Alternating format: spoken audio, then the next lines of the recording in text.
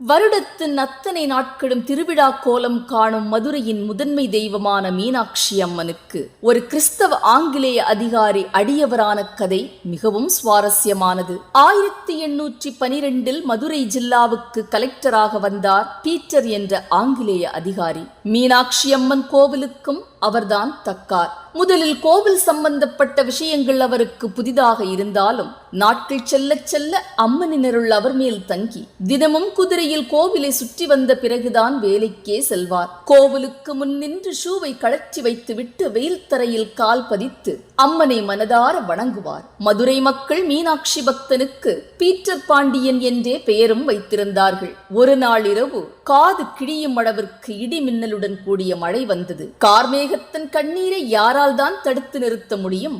மழை வெள்ளம் பெருக்கெடுத்து ஓடியது. கலெக்டர் அல்லவா? ஐயோ, என் மக்களுக்கு பாதிப்பு ஏதும் வந்துவிடக்கூடாது